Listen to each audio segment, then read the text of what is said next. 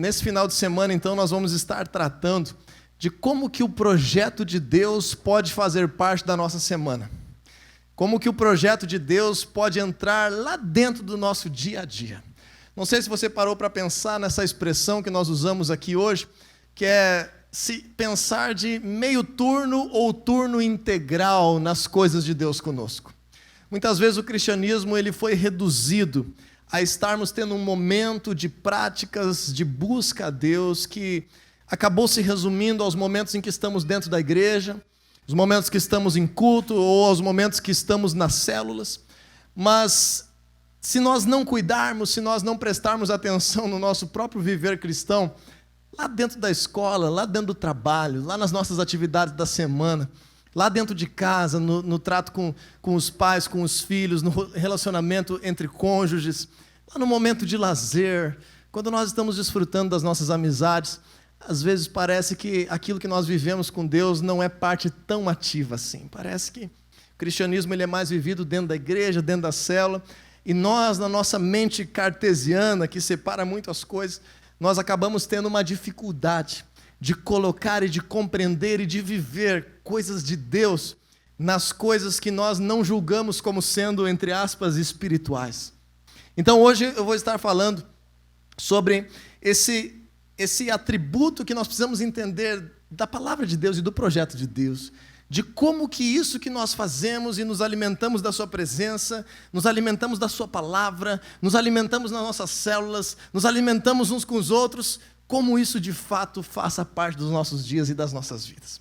Em primeiro lugar, você nem precisa abrir ainda a tua Bíblia, eu vou citar alguns textos da palavra de Deus, para nós podermos ter um panorama um pouco mais completo do que eu estou falando, para que vocês todos se situem naquilo que nós estamos ministrando. Em primeiro lugar, então, a gente tem que compreender que existem muitas formas que Deus manifesta a sua presença na terra. Você já parou para pensar nisso?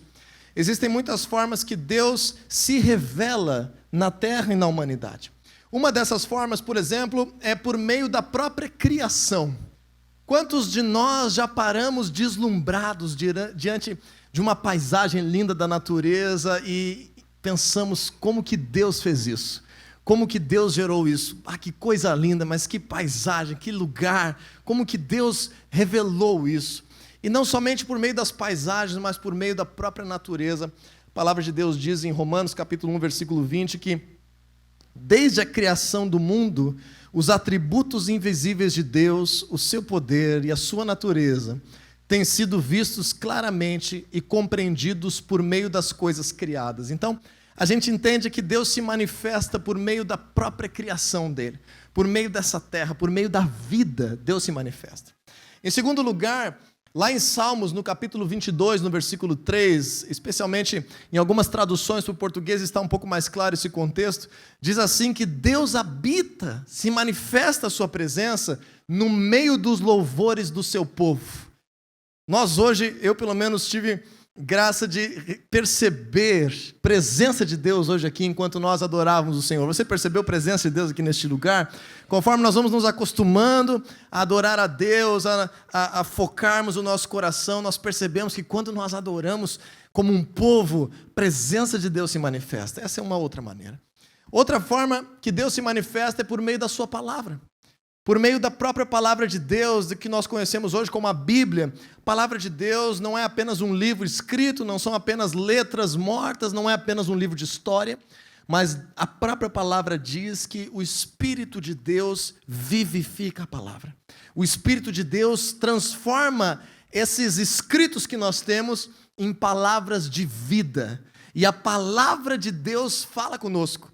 Talvez você já tenha tido essa oportunidade nos cultos, nas celas ou na tua casa, lendo a Bíblia, e aquele trecho da palavra de Deus naquele dia falou contigo de uma forma tão especial, e o Senhor trouxe a sua presença, a sua paz, a sua direção, o seu destino, manifestou a sua presença por meio da palavra dele. Muitos de nós temos experiências com isso.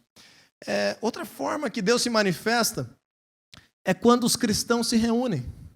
É quando nós temos um projeto que nós estamos vivendo algo, mesmo que não seja um período de culto. Qualquer coisa que nós fazemos no intuito de trazer o reino de Deus como um agrupamento de cristãos no mesmo propósito, manifesta a presença de Deus. Porque o Senhor Jesus disse lá em Mateus capítulo 18, versículo 20, que onde se reunissem 2 ou 3 no seu nome, ali ele estaria presente. Então veja que interessante que Deus se manifesta de muitas formas. De muitas formas. No interior daqueles que creem nele, daqueles que creem na sua palavra, daqueles que fazem uma aliança com o Senhor, a palavra de Deus garante que no nosso interior a presença de Deus se manifesta. Você já percebeu quando você está orando e você em alguns momentos da tua oração você tem uma convicção da presença de Deus contigo, te dando norte, ou quando Deus te responde de alguma forma, ou usa alguém para te responder algo que você estava clamando, você tem uma convicção interior. Isso está escrito na palavra de Deus. Em 1 Coríntios 3,16 diz assim: vocês não sabem que são santuário de Deus e que o Espírito de Deus habita em vós? Então veja que interessante, que Deus ele se manifesta de várias formas nessa terra. Deus se manifesta de muitas formas e tudo isso está descrito na sua palavra. Contudo, se a gente parar para pensar, as pessoas que precisam de transformação e que estão ao nosso redor não são afetadas por praticamente nenhuma dessas formas que Deus se manifesta.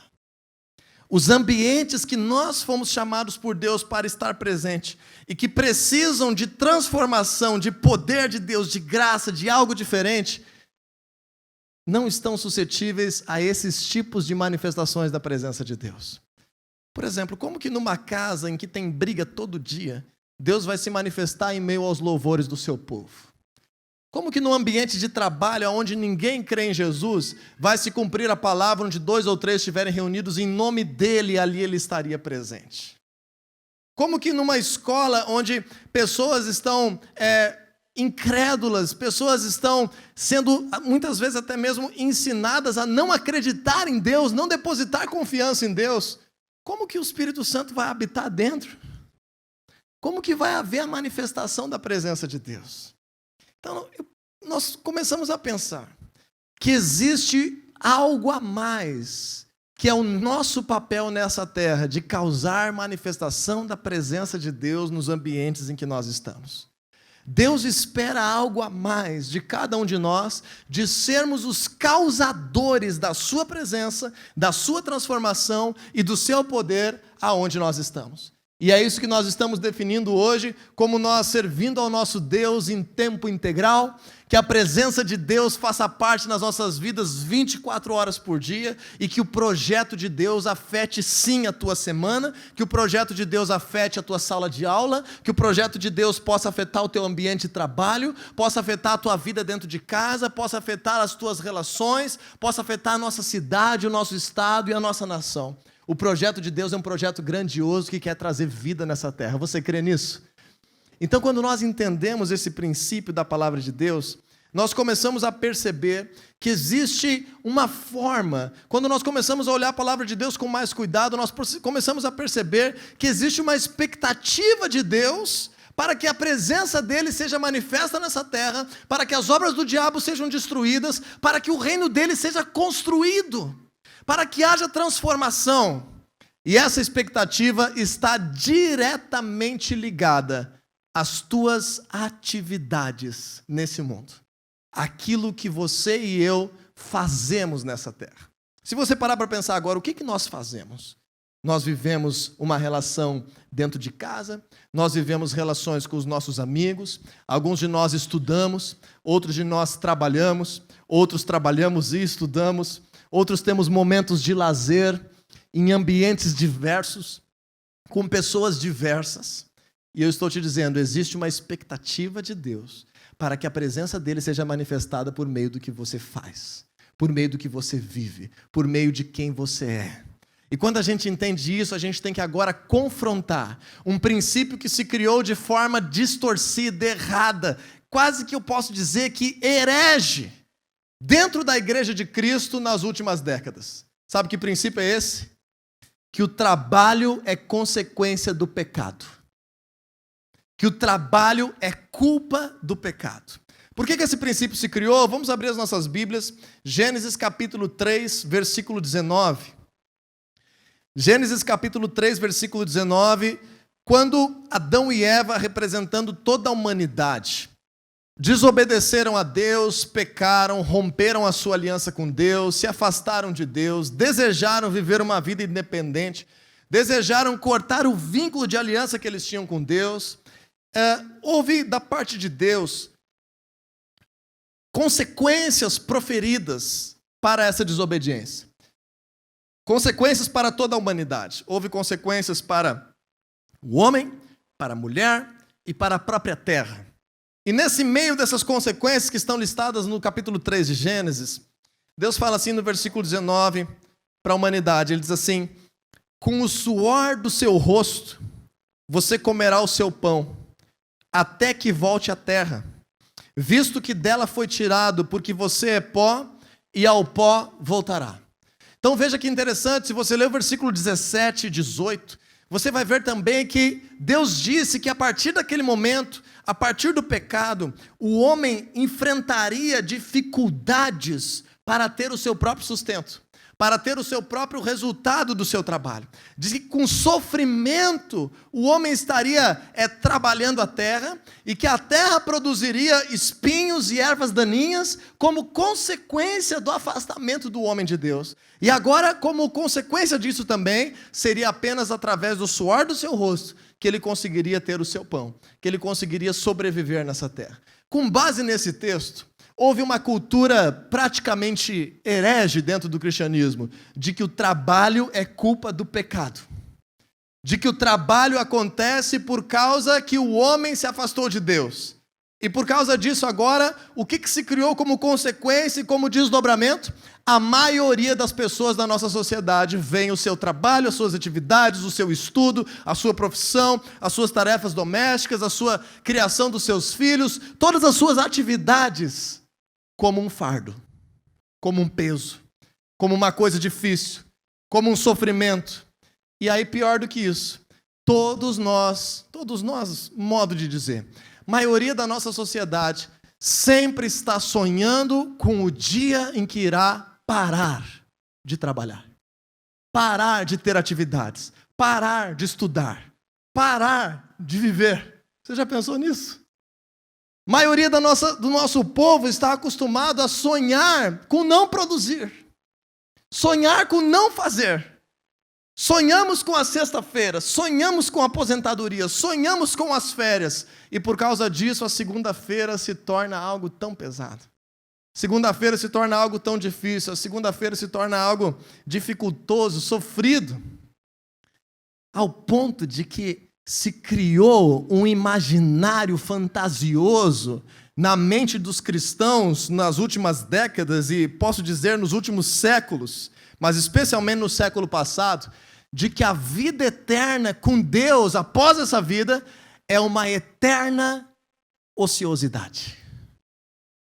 Imagina só, como é que você imaginava a vida eterna até hoje, ou até alguns dias atrás?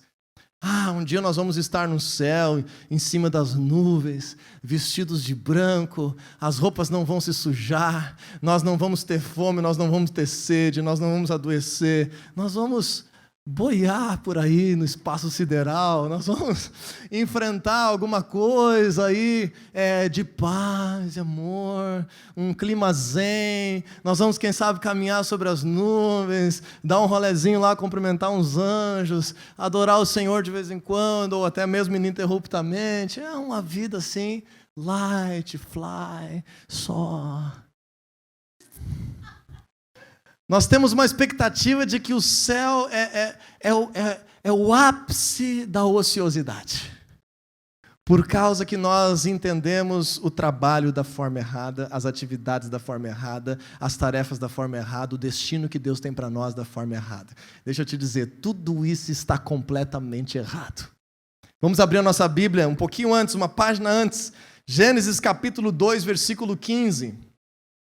Em Gênesis 2,15, você e eu vamos perceber que Deus criou o trabalho para a humanidade, as atividades, um destino de produzir coisas, muito antes do pecado acontecer.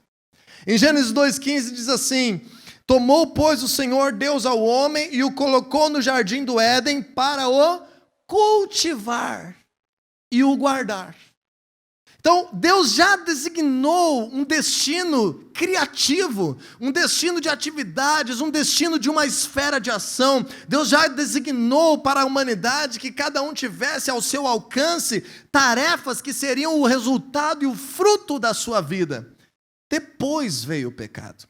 Se você ler Gênesis 1, 26 até o 28, você vai ver que o Senhor determinou a humanidade muito antes do pecado, no projeto original, lá na criação: cresçam, se multipliquem, encham a terra, dominem, ou seja, façam acontecer. Desfrutem da vida que eu estou dando para vocês, desfrutem dessa criação que eu estou entregando nas mãos de vocês. Me representem aqui, frutifiquem, façam a vida ter sentido e ter valor. O que aconteceu com o advento do pecado? Com a decisão da humanidade de se afastar de Deus, tudo na vida ficou mais sofrido. Tudo na vida ficou mais difícil, tudo na vida ficou mais dificultoso. Começou a vir a morte, começou a vir a doença, o trabalho ficou mais sofrido, o dia a dia ficou mais dificultoso. Aquilo que era um prazer para a humanidade em estar zelando e construindo naquilo que Deus estabeleceu, que a Bíblia declara como sendo o jardim do Éden, agora é um motivo de eu trabalhar para sobreviver, para conseguir me alimentar. Então, assim como o pecado traz morte, Jesus veio para nos trazer vida. Assim como o pecado gera desgraça, Jesus veio para trazer a graça. Assim como o pecado gera desgosto de viver, Jesus veio para te trazer gosto na tua vida. Gosto no teu dia a dia, gosto na tua semana, gosto de viver em família, gosto de construir coisas, gosto de realizar. Então, o que é pecado? O trabalho ou a preguiça? As atividades da nossa vida ou a preguiça? O que é um pecado de fato? O que é uma obra da carne de fato? Vamos ver. Provérbios no capítulo 6, versículo 10 e 11. Provérbios capítulo 6, versículo 10 e 11 diz assim: então o preguiçoso diz, eu vou ler na nova tradução da linguagem de hoje, pessoal da Bíblia. Provérbios 6, 10 e 11. Então o preguiçoso diz: eu vou dormir somente um pouquinho, vou cruzar os braços e descansar mais um pouco. E o versículo 11 diz assim: mas enquanto ele dorme, a pobreza o atacará como um ladrão armado.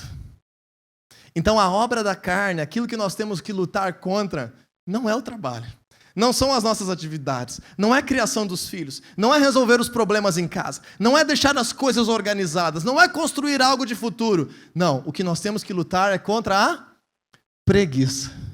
Porque a preguiça faz o quê? Faz nós desejarmos descansar antes de trabalhar.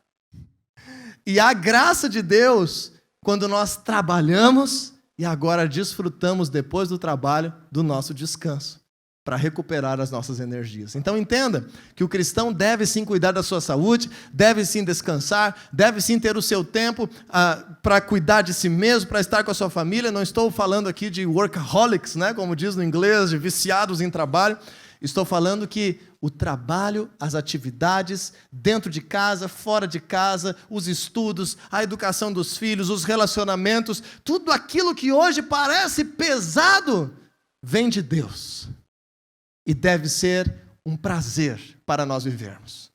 Nós somos chamados como cristãos a viver com prazer a nossa semana. Chegar no final de semana, agradecer a Deus por aquilo que nós vivemos, trazer o conselho de Deus para novos projetos, sonhar com novas coisas, construir novas coisas, viver a vida de uma forma melhor. O que deveria ser a aposentadoria? A aposentadoria não deveria ser um sentimento de que eu nunca mais vou fazer nada na sociedade.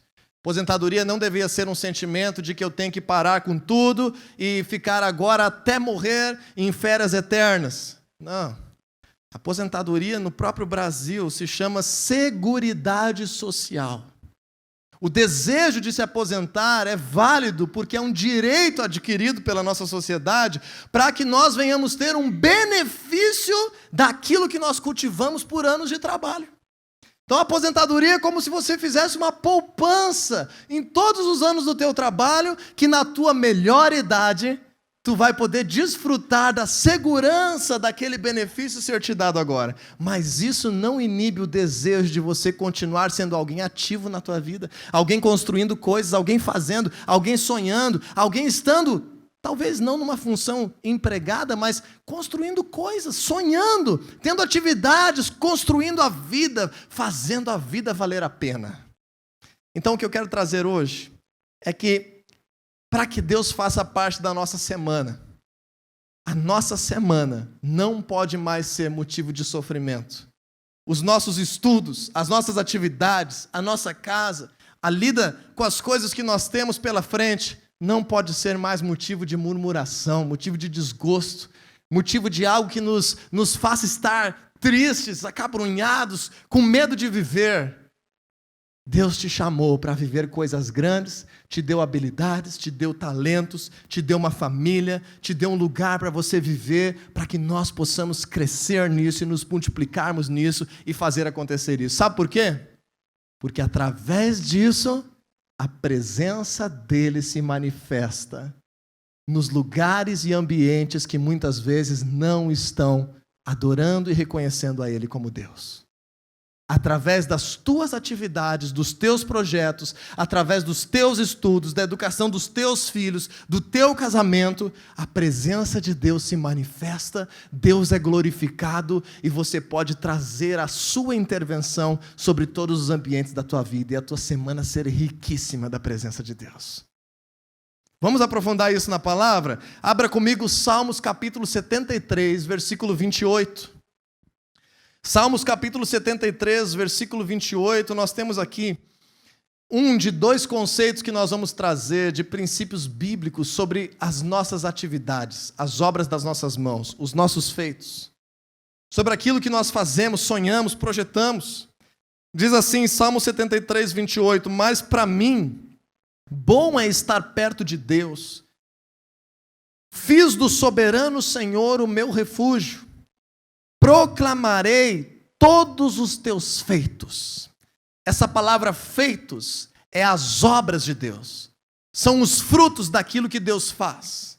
Então veja que interessante, quando nós vemos o original dessa palavra feitos escrito, é muito mais interessante quando nós estudamos esse termo trabalho, atividades, na língua em que a Bíblia foi escrita no Antigo Testamento, em hebraico, tem 12 traduções para a palavra trabalho de vários aspectos diferentes. Vários aspectos que compõem essa palavra. Então, quando nós entendemos essa palavra feitos, é a palavra hebraica malaká, que vem da palavra hebraica malak, que é a mesma palavra traduzida como anjo. Sabia disso? Malak é a palavra hebraica traduzida como anjo. E esses feitos, essas obras, é o substantivo disso, é o malaká, é os feitos, as obras de Deus. E agora, quando a gente pensa no conceito dos anjos, o que são os anjos?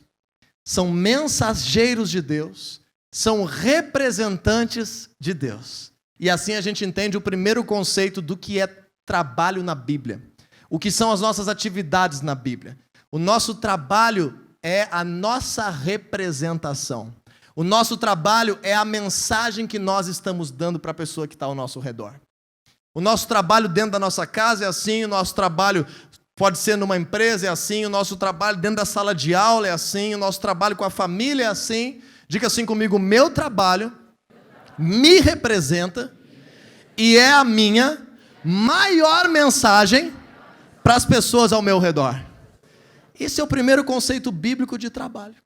Tudo aquilo que você faz, tudo aquilo que você fala, tudo aquilo que nós vivemos, que nós praticamos, e deixa eu te dizer, especialmente fora daqui da igreja, especialmente quando nós somos os agentes solitários do reino de Deus, aonde nós estamos inseridos, tudo aquilo que nós fazemos, falamos e praticamos, é uma mensagem de quem nós somos e uma representação de quem nós somos nessa terra.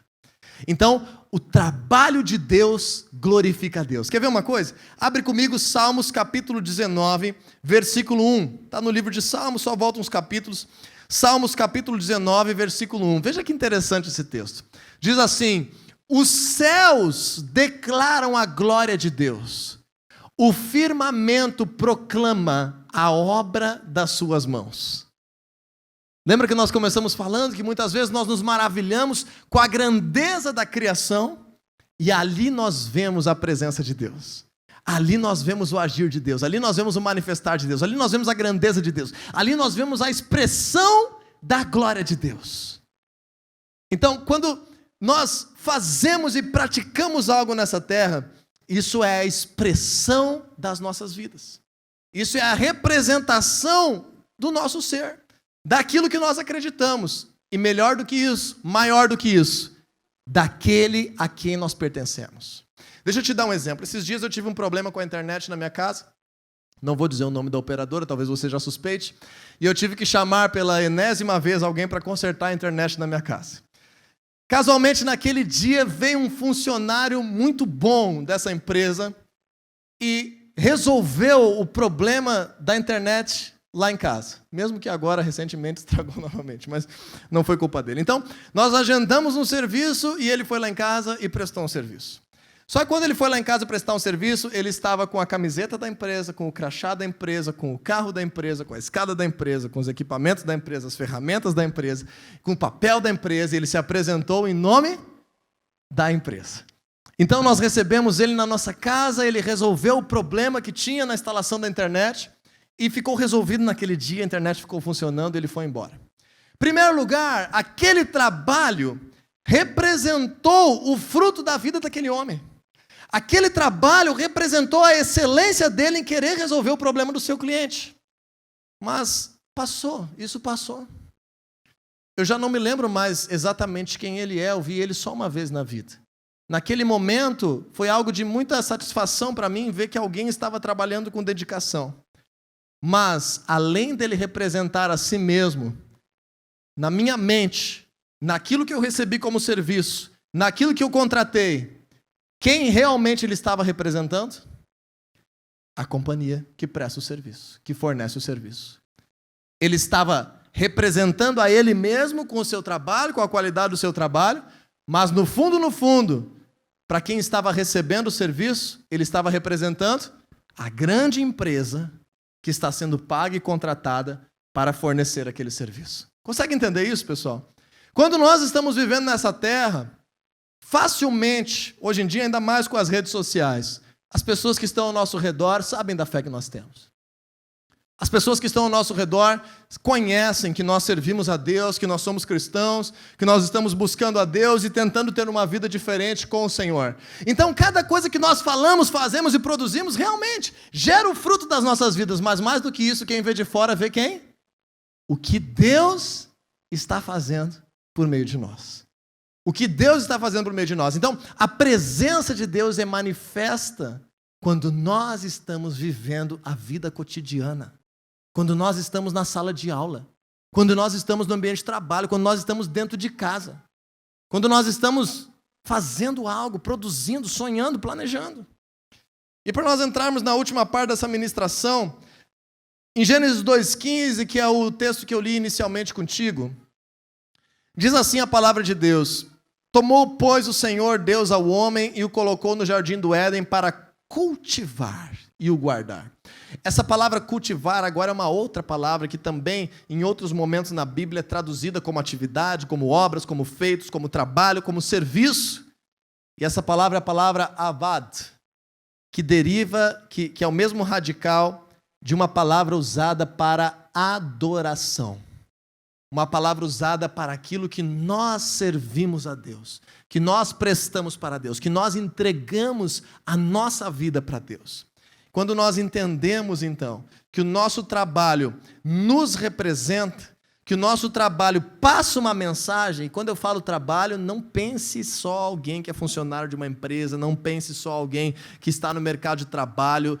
Pense em todas as atividades da tua vida, da tua casa, da tua família, dentro e fora de casa, em tudo aquilo que você faz, em tudo aquilo que você vive.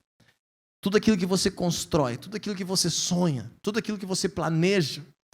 Quando nós entendemos que o trabalho nos representa, que o trabalho passa uma mensagem sobre quem nós somos, agora nós estamos entendendo também que aquilo que nós fazemos nessa terra é um serviço as pessoas. Como é que são os maiores mandamentos que o Senhor Jesus diz lá em Marcos capítulo 12, versículo 29 e 30? Ele diz assim, o primeiro mandamento é este: ame o Senhor, o teu Deus, de todo o teu coração, de toda a tua alma, de todo o teu entendimento e com todas as tuas forças. E qual era o segundo maior mandamento? Ame o teu próximo como a ti mesmo. Diga para a pessoa que está do teu lado, você foi chamado para servir. A alegria em servir. A alegria em servir. A alegria em servir alguém. A alegria em servir as pessoas na nossa família. A alegria em servir alguém na escola. A alegria em servir alguém na empresa.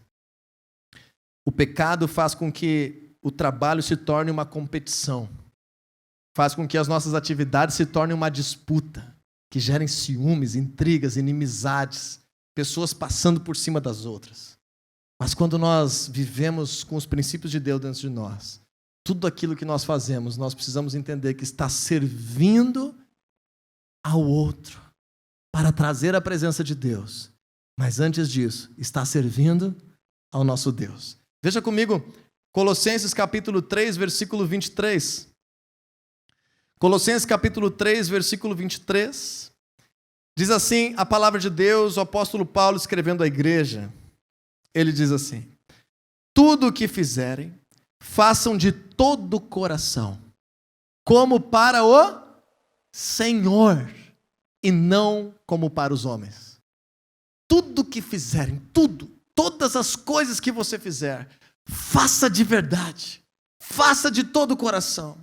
Ah, mas Diego, eu não gosto do meu ambiente de trabalho, eu não gosto das tarefas na minha casa, eu não gosto da situação que a minha vida está.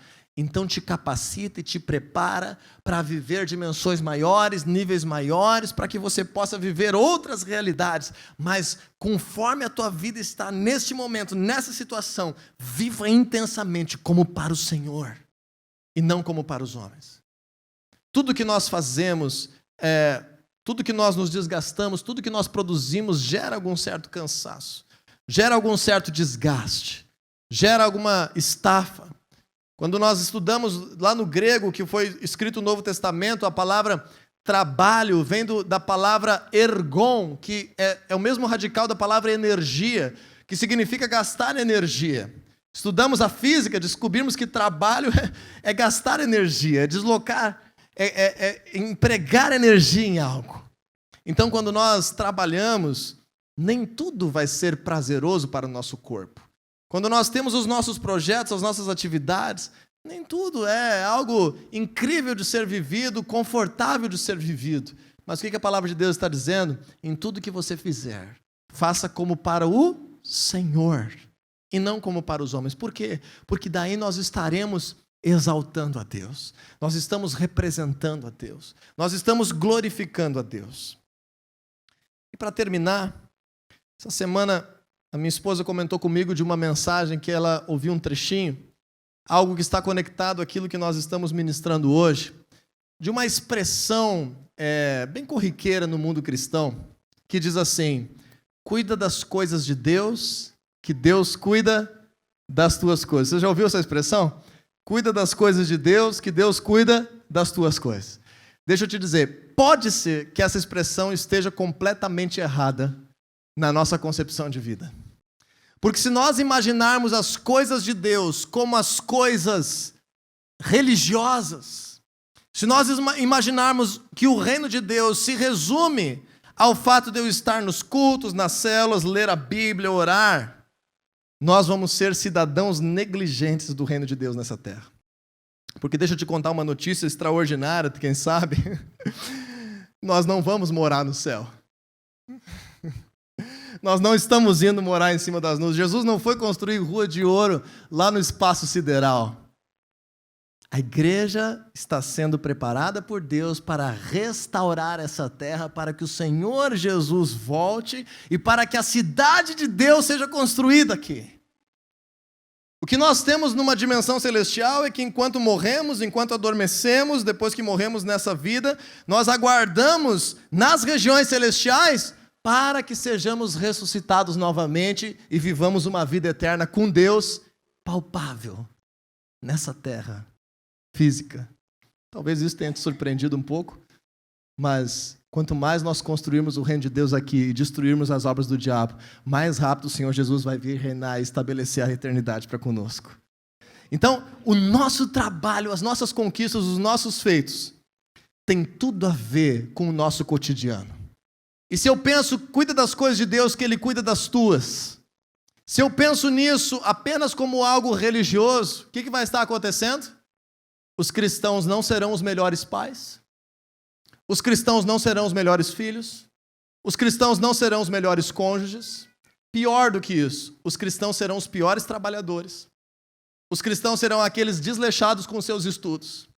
Os cristãos serão conhecidos como aqueles que são desligados, desconectados, preguiçosos, avessos a todas as coisas que são construídas na vida para estar intensamente vivendo uma vida completamente diferente, como se fosse outra pessoa quando estão dentro da igreja. Muitos cristãos foram conhecidos assim e o reino de Deus não foi estabelecido dessa forma. E você não é parte disso.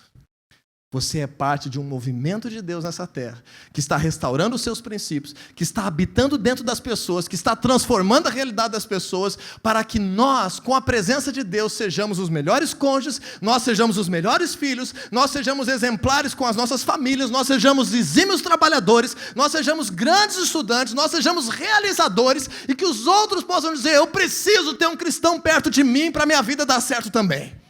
Assim é que Deus te chamou. Deus te chamou para viver algo extraordinário no teu dia a dia. E não para se aliviar no momento do culto de uma semana que sempre é muito difícil, muito ruim, muito desgastante.